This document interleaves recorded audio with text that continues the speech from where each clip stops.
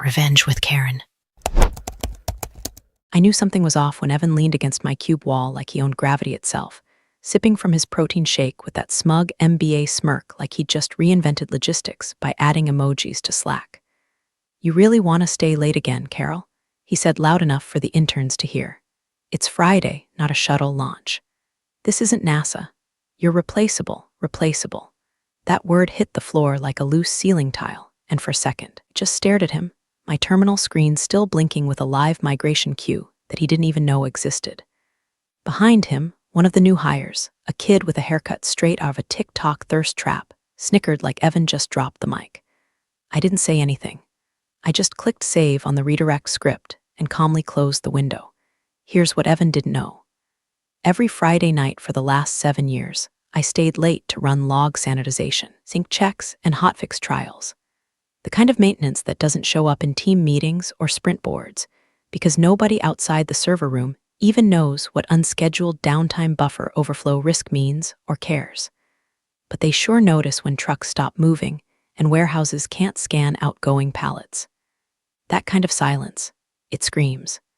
That week's job was a storage redirect, moving critical endpoints off a legacy node onto a cleaner distributed loop I tested in staging for 43 days.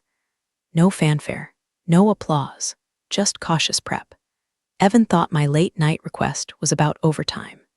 Hell, I would have done it unpaid if it meant avoiding a sink rupture on Monday.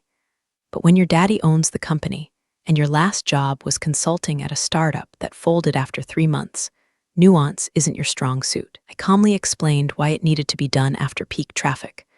I even offered to document it fully. His response: he laughed and said, "You sysadmins always think the world ends without you. It won't, and maybe that's where it all really started. Not with the code, not with the Friday, but with that moment, that sentence where I realized they weren't just ignoring my work, they were daring it to matter." By the way, if you've ever had your entire project tank because someone in khakis thinks servers run on vibes and vision boards, go ahead and hit that subscribe button. And toss a like our way while you're at it. It helps more than you know, and trust me, this story, it only gets worse before it gets satisfying. So I nodded at Evan, not out of agreement, just acknowledgement, like you'd give a goose honking at a storm drain. And I went back to work, clicking through the migration queue, setting it all up so clean and quiet it might as well have been an act of mercy. Around 3:12 p.m., I filed the migration readiness memo, complete with a labeled contingency map and inline comments. I even highlighted the soft shutdown threshold. Sent it to the whole team, CC'd Evan, flagged it urgent. He replied with a thumbs-up emoji. No one else responded. At 4:35 p.m., I submitted a simple request via HR to stay late and complete the redirect that night. Just 1 hour. No overtime. A box ticked on a form. By 4:40 p.m., I got a Slack ping. "Come to the breakout room. Now." Evan was waiting, standing like he was about to propose a TED talk. 3 people from facilities were there too, which made 0 sense. "Carol," he said, drawing it out like a toddler trying on his dad's tie, "we're modernizing, cutting bureaucracy. No more lone wolf sysadmin stuff." He made finger quotes around critical migration. "We need to build a culture of trust, collaboration. You'll either adapt," or he trailed off, letting the threat hang there like cheap cologne. I didn't argue, I didn't beg. I just stared at him, and behind the silence I felt it, the soft hum of systems already teetering. He didn't see it. No one did, but I did. I nodded once, excused myself, walked out, not out of fear, out of certainty, because the countdown had already started. At exactly 4:57 p.m., the Cube farm smelled like end-of-week relief, burnt coffee, vending machine chocolate, and that subtle collective exhale of people mentally clocking out. I was organizing my scripts folder. Nothing dramatic, just a quiet wrap-up of a decade of keeping their digital intestines from clogging. That's when Evan showed up again, like a deleted scene from The Apprentice, flanked by 2 interns who looked like they still believed in agile frameworks and trust falls. "Carol," he said, too loudly, "you're done here. Pack your things." He grinned like he was doing me a favor. One of the interns, Tyler or Taylor, or some other alliterative disappointment, snorted. The other looked vaguely uncomfortable. He knew this wasn't standard termination protocol, but didn't want to break eye contact with Evan's Patagonia vest. I didn't cry, didn't even blink. I just stood up, calmly reached into my drawer, and handed Evan a plain manila folder labeled in 18-point Arial bold, Transition Risk Report. His smug expression twitched for half a second. He glanced at it like I'd handed him a crossword puzzle in Mandarin. "What's this?" I looked him square in the eye. "That's what's left unsupervised when you remove the one person who understands your hybrid load balancer topology." He squinted like I'd insulted his crypto portfolio. "In English, please." I smiled, just a little. "You have about 15 minutes before your core traffic reroutes through an unconfirmed node loop with no DNS reconciliation. Put simply, the system's going to think it's dying and start eating itself." Tyler, the intern, let out a slow, almost involuntary wait. "What?" Evan waved the folder like it was a napkin at a barbecue. "We've got people. It's not 2003. We'll fix it." I nodded. "Sure. Just make sure whoever reads page 3 knows what a floating subnet map is." He stared. I walked past him, unhooked my lanyard, badge still clipped, and set it gently on the desk. For the first time in years, I felt nothing, no anxiety, no need to warn. I had already done the work. Report had everything. Step by step. Warnings included. It wasn't sabotage. It was pure, surgical truth cut open and labeled. As I walked past the break room, I heard one of the new sales guys yell, "Hey, Carol, happy early retirement." I didn't look back. Down in the elevator, the ride was silent except for the hum of an LED panel. It blinked between floors like a heartbeat, steady and dull. Somewhere upstairs, Evan was probably still flipping through the report, tending to understand it, too proud to ask the junior sysadmin what a log reconciler did. I stepped out into the parking lot, that cursed badge still warm in my palm. The sun was sinking behind the strip mall across the street, subway, vape shop, dry cleaner, like a poetic slap from reality. Outside Holt wears glass doors. I wasn't Carol the sysadmin anymore. I was just Carol. And I didn't feel small, I felt done. As I got in my car, phone buzzed, Slack notification. Then another, then 7 more. I didn't open them. By the time I merged onto Route 82, I knew what they were. Timeouts, failovers, confused pings from people who hadn't spoken to me in months, all wondering why the inventory system was timing out across 3 states and why the customer dashboard was now defaulting to a black screen with a loop error warning no one could trace. 15 minutes. Not because I wanted revenge, because Evan never opened the brief, because the only thing worse than underestimating someone is firing them without even reading the instructions they left behind. It started with a hiccup, a tiny one. At 5:16 p.m., just 19 minutes after I handed over my badge and walked out like a ghost who finally stopped haunting her own house, a CSR in Chicago pinged the internal help desk with, "Is the client portal slow for anyone else?" No exclamation points, no panic. Just the casual dread of someone who knows when Holtware gets weird, it gets weird fast. By 5:21 p.m., 3 more regions had chimed in. Dashboard loading issues, login delays, API fetches stalling halfway through the handshake. All of it small, minor, but together, it was the smell of smoke right before someone screams fire. Back in the office, Evan apparently laughed it off. "It's always buggy on Fridays," told the team like server errors were just casual allergies. Then he made a joke about Mercury being in retrograde. Someone actually chuckled. The interns nodded, because that's what interns do when the guy who signs their meal stipends tries to look in charge. Except in the background, someone was watching. Josh, one of the new back-end interns, not a total idiot, despite the cargo shorts and ironic mustache, noticed something strange in Grafana. Retry queues were climbing. Not just climbing. Spiking, like a heartbeat trying to flatline and panic slap itself back to life. "Hey," Josh muttered to no one in particular, "why are there 30,000 retry pings from Node C already? It's only been an hour." No one answered. Not really. Another dev glanced up, furrowed their brow, went back to their lukewarm lean cuisine. The Slack ops channel had gone from idle to dripping with thread replies. Stuff like DB1 not responding. And is the load balancer in failover? And who's got Carol's docs? Carol's docs, like they were just a Google Drive link away. Spoiler, they weren't. Meanwhile, I was standing in line at Taco Bell drive-thru. Behind me, someone was playing bad country music through a cracked window. Ahead of me, a mom was handing her screaming kid an issy the color of windshield wiper fluid. My phone buzzed. Once. Then again, and it vibrated so hard I had to flip it face down in the passenger seat just to stop the tremor echo. I didn't look at it, because I didn't need to. I knew, I could feel it. Not just the chaos, but the specific sequence of it. Because here's the thing, when you've babysat a decaying hybrid system for over 7 years, you don't need to sabotage anything. You just stop holding its hand. Stop singing lullabies to the ancient shell scripts duct taped together by 6 different contractors over 3 administrations. You let it walk by itself, and it collapses under its own forgotten sins.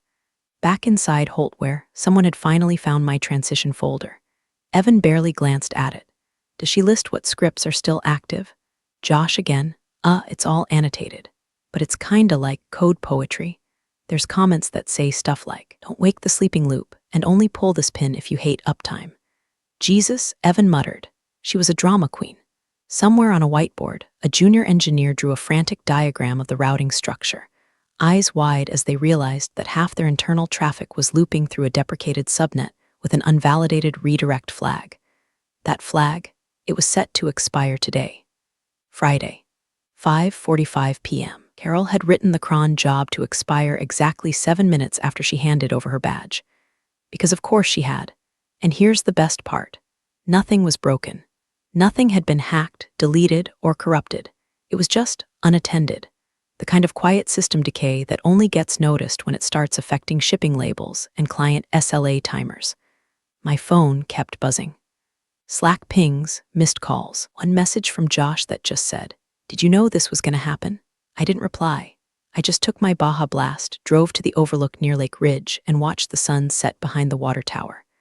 I wasn't angry. I wasn't vengeful. I was something quieter, something heavier.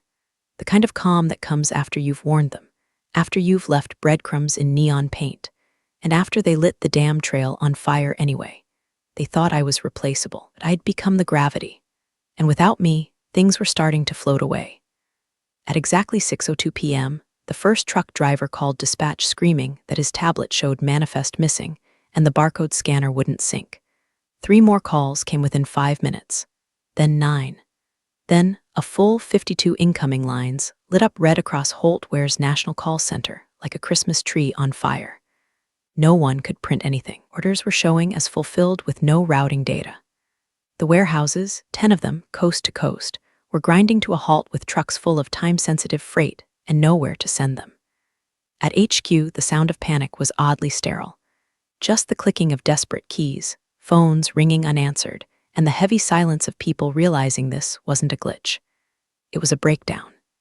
Evan, meanwhile, was pacing like a man trying to outwalk his own reflection. It's just a Friday bug. We've had those before. A junior ops lead said quietly, not like this. Evan snapped. It's a legacy issue. Carol had her hands in all kinds of old systems. Just patch it. Patch what exactly? Someone asked. That's when Devin, the junior sysadmin Carol had personally trained for 2 years, finally spoke up. He'd been quiet all day, lurking in the background, trying to avoid the blast radius. But now his screen showed a cascade of error logs referencing a deeply buried script dependency. Heartbeat sync legacy 1422. Jason, I think she left something behind, Devin said, voice thin. Something intentional. Evan whirled. What do you mean intentional? Like a bomb? No, Devin said. Like insurance. He hesitated. Then opened his personal Signal app, one Carol had told him to install after an especially bad patch day 6 months ago. He scrolled past old snippets, old jokes, Carol's clipped, dry sarcasm. And then he typed, Carol, it's Devin, everything's failing. They're blaming legacy bugs. I found a script in Heartbeat Sync. It loops to line 1422, but it's encrypted. What am I looking at? Her reply came almost immediately. Check line 1422. That was it. No warmth. No instructions. Just 4 words. Devin obeyed. He opened the old script, scrolled past auto pings and deprecated fallback instructions. Then he hit 1422. It wasn't code, it was a comment.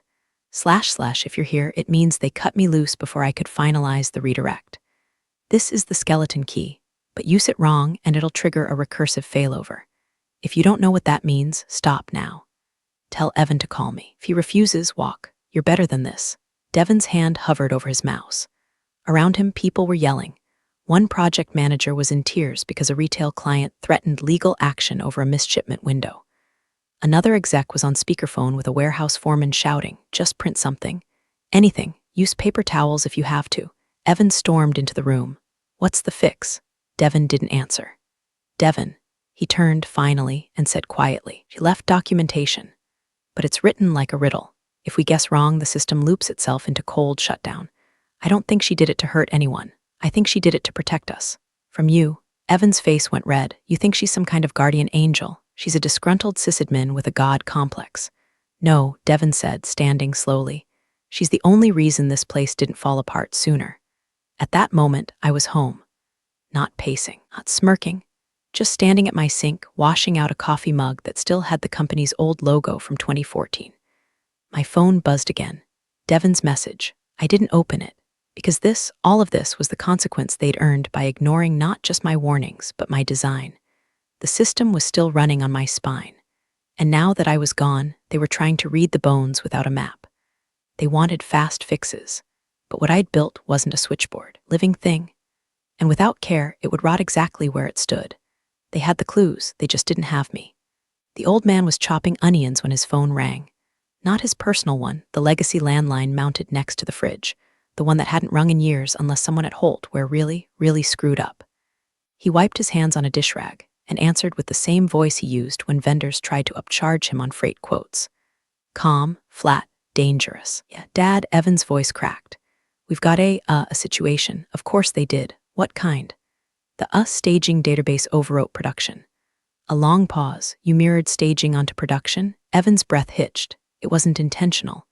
I think one of the redirect scripts didn't gate the push properly. Everything's crashing. Client files, logs, shipping manifests, all of it's just gone or jumbled. We can't tell what's real anymore. Father closed his eyes and said the quietest, coldest words to ever hit Evan's ego like a lead pipe. Where's Carol? Evan paused, then lied like he always did when cornered. She quit. Another silence. This one longer, more lethal. Carol doesn't quit, the old man said. Evan tried to recover. No, I mean she left. Said she didn't feel appreciated or something. She had this attitude lately, like she was above everyone, refused to adapt to our new collaborative structure. Did you fire her? She didn't say the word fired. Jesus Christ, Evan. I have it under control. No, his father said, voice now cutting through the phone like a bone saw. You don't. Across town, I was sitting at my kitchen table, eating reheated chili from a thrifted mug and watching a raccoon try to break into my trash bin for the third night in a row. The window was cracked open. Cold air drifted in. Somewhere on the street, a dog barked at absolutely nothing, like it knew the whole world was one bad packet away from collapse. My watch buzzed. Not a call, not a Slack message, just a silent, coded ping. Node 7 fallback initiated. Manual override request denied. I smiled, took another spoonful of chili, watched the raccoon flip my trash lid like it owed him money. That was the third fallback attempt.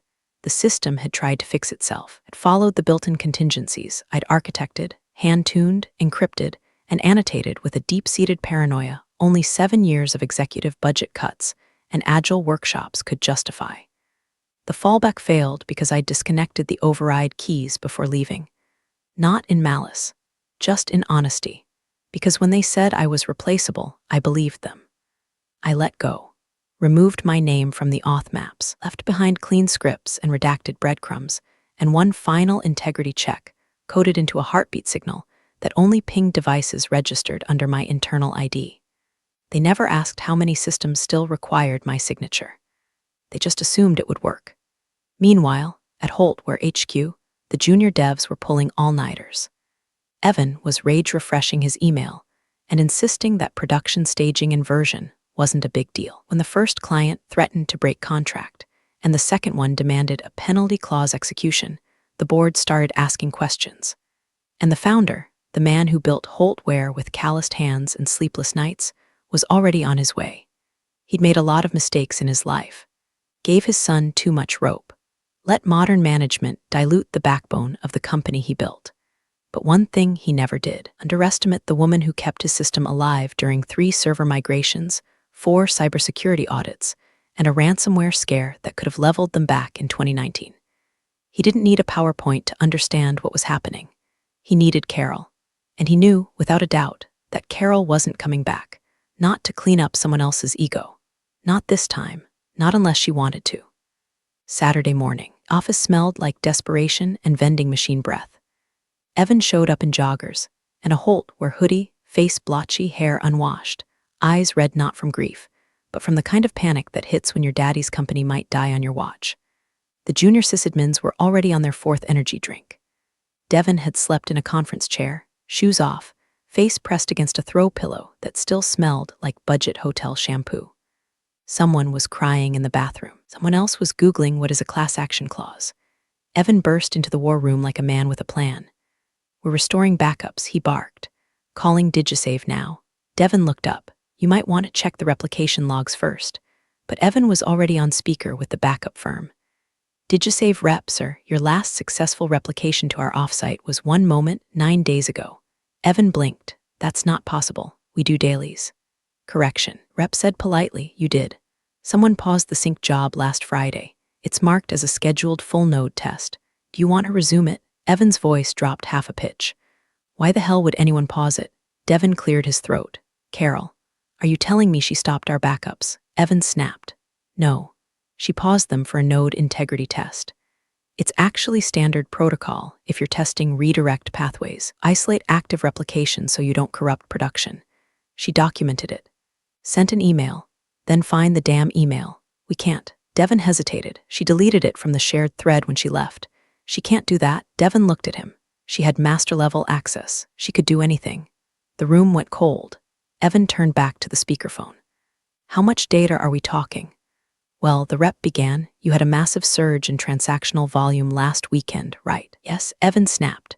"We ran a 72-hour promo across 3 platforms. Then you've likely lost all customer confirmations, financial logs, and warehouse coordination data since last Friday." The silence was nuclear. No weekend sales, no fulfillment logs, no receipts, no tracking. Gone. By noon, client account managers were fielding furious calls from e-commerce partners whose orders were now marked as phantom confirmed. One retailer asked if Holtware had been hacked by a drunk intern. Another just threatened litigation. Evan sat down, hard like someone unplugged his spine. He whispered, "We need to call her." But no one moved, no one reached for a phone. Because by now they all understood Carol wasn't going to answer. And if she had wanted to sabotage them, she could have wiped everything, crashed systems, injected actual malware, left them bleeding from every API. But she didn't. Systems weren't broken. They were just absent, like a mother who stops reminding you to wear a seatbelt, like a lighthouse that turns its beam off, not to sink the ships, but because no one ever looked up to thank it. At home, I was reorganizing my tool shed, wiping grease off my old soldering station. I hadn't used it in months, but there was something comforting about the smell of warm circuitry and cracked rubber gloves. My phone vibrated. Devin, again. His message, "Backups are gone. Everything from the promo weekend. Evan's losing it." I stared at the screen, and for just a moment, a real moment, I felt it. The guilt, the sharp little sting in the back of the throat. I didn't want people to lose jobs, didn't want clients to suffer. I just wanted them to realize what they'd lost, not the data, me. The systems were still mine. Even in their failure, they wore my fingerprints like a watermark. Every crash had my shape in it. Every fallback had my handwriting. And every hole they found, that was where I'd stopped catching them. I didn't destroy Holtware. I just walked away. And for the first time in years, it felt like peace. By Sunday morning, Holtware had officially hit the 5-alarm stage of collapse. The whiteboards were full. The floor smelled like cold pizza and cheap coffee. And the CTO had been spotted crying in his car behind the building. That's when Evan brought in the consultants. 2 of them. Fresh from some firm with a name like Cypher Vista or Hawkline Strategies, names that sound confident until you see the guys behind them fumbling through your terminal like they just learned what a subnet mask is. They arrived with rolling backpacks, Bluetooth headsets, and the kind of fake cheer you only get from people billing $400 an hour while trying not to throw up from panic. "Don't worry," said the taller one. "We specialize in disaster environments." The shorter one, Vijay, added, "We've handled Tier 1 collapses. Ransomware, insider sabotage, even a government contract that accidentally deleted its own HR system." Evan clapped them on the back like he'd just hired SEAL Team 6. But within 20 minutes, both men were pale, blinking at the cascading architecture map Devin had printed out and hung on the glass wall like a crime scene. "So, just to clarify," Rick said slowly, "you're saying everything, order flow, inventory tracking, client API authentication, is still routing through a deprecated subnet Carol flagged for replacement over a year ago?" Devin nodded. "And you let her leave with master access revoked, without replacing those routes?" Evan's jaw clenched. She was supposed to have migrated them already. She lied. Vijay squinted at the spaghetti diagram on the glass. No, she didn't. Look at the call notes. She logged and timestamped every delay.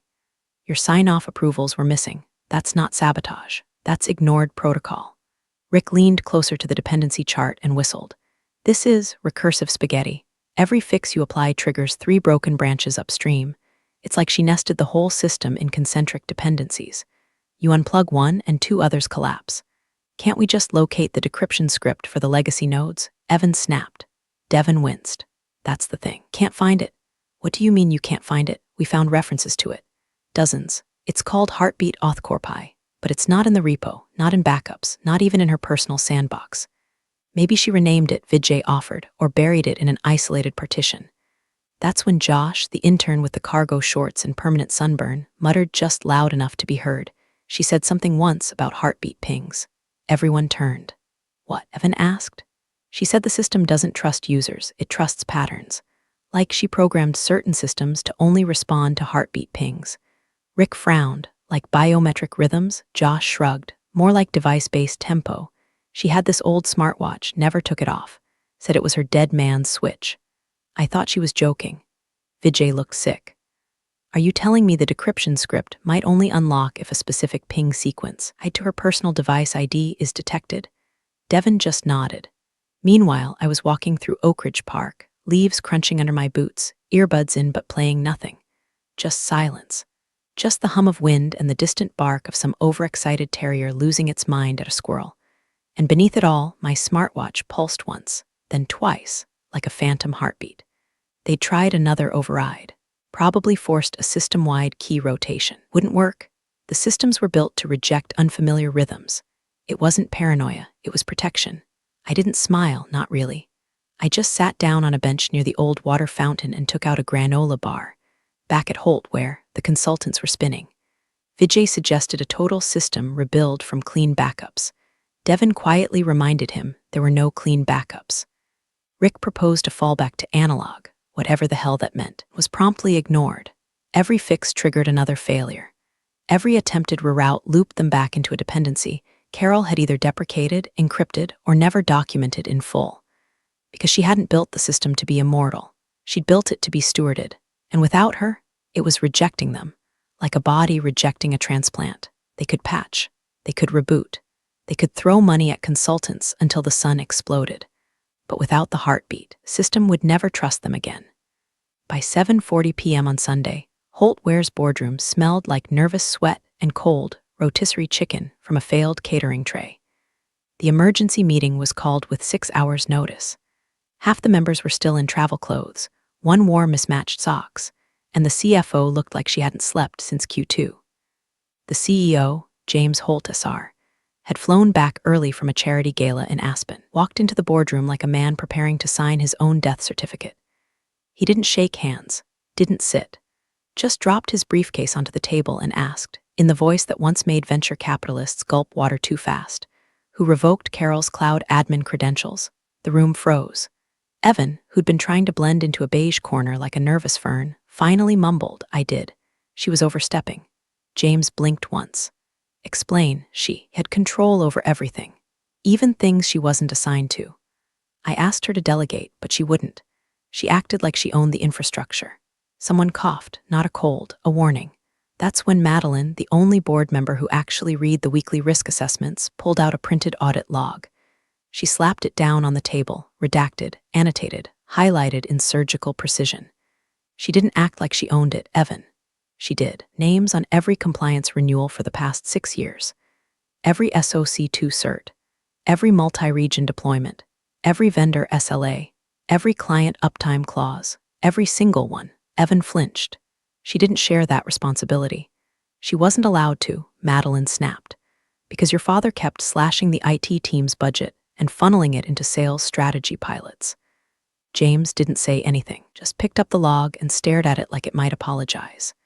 And do you know, Madeline continued, who signed off on the 2019 infrastructure isolation policy that protected this company from the blue cipher breach that nearly bankrupted Apex Logi.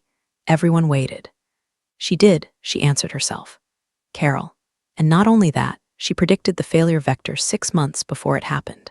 Someone else slid a screen forward. Was the internal incident report on Friday's staging push overwrite. The notes were brutal. Unauthorized admin reroute attempt, failed decryption access, checksum mismatches, systemic rejection of override credentials. The lead incident reviewer had written in plain English, the system architecture is rejecting command structures from any user who is not Carol G. That includes senior admins. The system doesn't recognize current credentials as valid. James looked at Evan. You didn't just revoke her access. Evan swallowed. I deleted her profile. Silence. You deleted the one person the system trusts?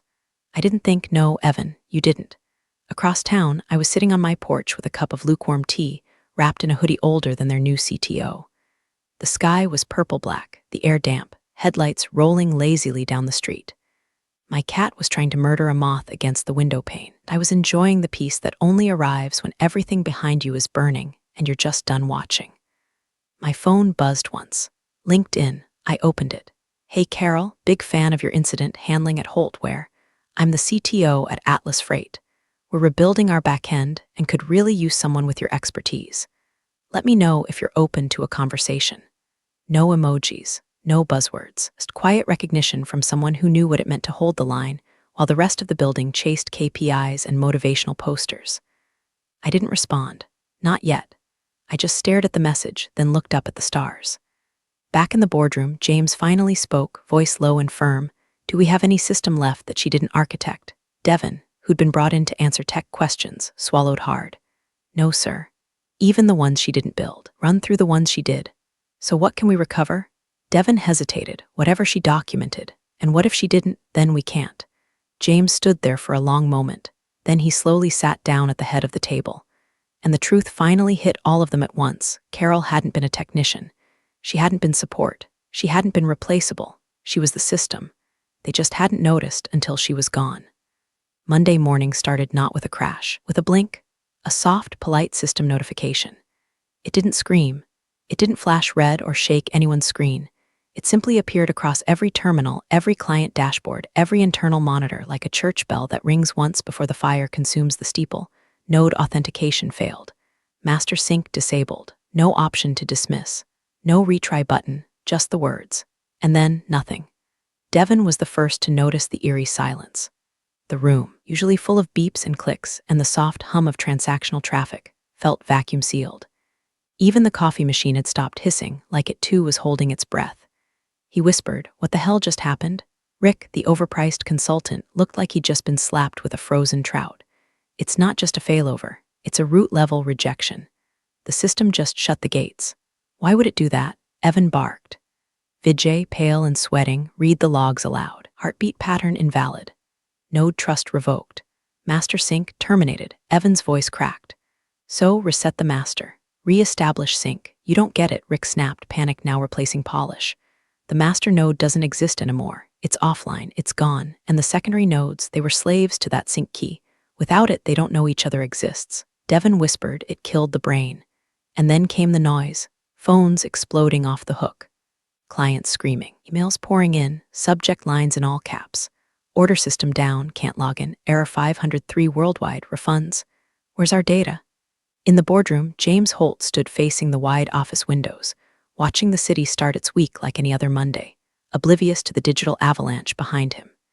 He turned slowly to Evan, who looked like a man waking up inside his own funeral. What did she say? James asked quietly when she left. Evan's lips moved. No sound. Then she said, good luck. James nodded once, not angry, not surprised, just accepting. Outside, teams scrambled. Tickets surged. The consultants were muttering about disaster declarations and insurance clauses. Someone from legal asked about client indemnity. HR started drafting an internal email about unexpected challenges. But none of it mattered, because what shut down wasn't just a system. It was the system, one Carol held together with late nights and code rituals. The one she wrapped in fail-safes not to protect herself, but to protect the company from its own ignorance. The one that, when finally asked to choose between logic and trust, chose neither. It simply stopped listening. Somewhere else, miles away, and a million light-years from the noise, Carol sat across from a panel of 3 interviewers in a sunlit room. The windows were wide open. Ease lifted the ends of her scarf. The woman in the middle, a VP with kind eyes and no tech jargon in her questions, asked, "What was your role at Holtware?" Carol paused, not for effect, just to consider whether she even needed to answer that anymore. She smiled. "I kept everything alive, until I didn't. No vengeance. No burn it all down swagger, just consequence." She didn't press a button, didn't destroy, she left. And gravity remembered who it used to orbit. You're the real stars of the corporate jungle. Thanks for watching. Hit subscribe, or I'll flick the switch on your old cubicle memories.